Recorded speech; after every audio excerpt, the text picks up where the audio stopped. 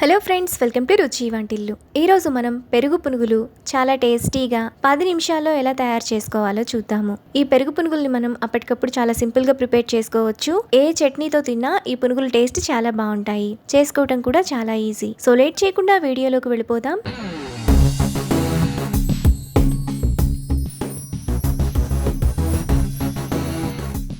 ముందుగా పెరుగు పునుగులు చేసుకోవడానికి ఒక మిక్సింగ్ బౌల్ తీసుకొని అందులో 1 కప్పు పుల్లటి పెరుగు, టేస్ట్కి తగినంత ఉప్పు, పావు టీ స్పూన్ వంట సోడా వేసుకొని పెరుగును బాగా కలుపుకోవాలి.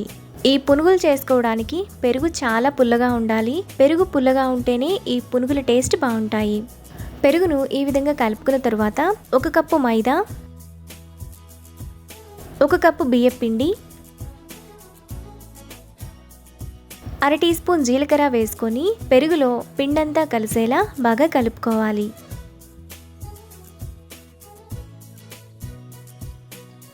పిండిని ఈ విధంగా కలుపుకున్న తర్వాత కొద్దిగా నీళ్లు పోసుకుంటూ పిండిని సాఫ్ట్గా కలుపుకోవాలి. నీళ్లను మరీ ఎక్కువ పోయకూడదు. పిండి లూజ్ అయిపోతే పునుగులు సరిగా రావు.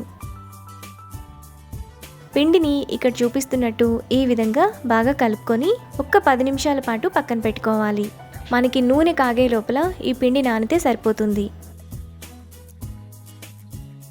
10 నిమిషాల తర్వాత చేతిని కొద్దిగా తడి చేసుకొని వేడి నూనెలో పునుగులు వేసుకోవాలి. ఈ పునుగులు వేసుకోవడానికి ఆయిల్ బాగా వేడిగా ఉండాలి. పునుగులను ఆయిల్కి సరిపడినన్ని మాత్రమే వేసుకొని మీడియం ఫ్లేమ్లో బ్రౌన్ కలర్ వచ్చేంత వరకు ఫ్రై చేసుకోవాలి.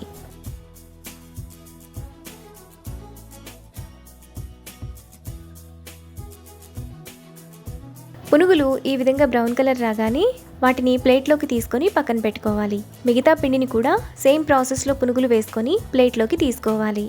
మనకి చాలా టేస్టీగా పెరుగు పునుగులు రెడీ అయిపోయాయి. ఏ చట్నీతో సర్వ్ చేసుకున్నా ఈ పునుగులు బాగుంటాయి. అంతే, ఎంతో సింపుల్గా టేస్టీగా చేసుకునే పెరుగు పునుగులు రెడీ. ఈ రెసిపీని మీరు కూడా ట్రై చేసి మీకు టేస్ట్ ఎలా కుదిరిందో నాకు కామెంట్స్లో షేర్ చేయండి. ఈ వీడియో కనుక మీకు నచ్చినట్లయితే లైక్ చేసి, షేర్ చేసి, సబ్స్క్రైబ్ చేయండి.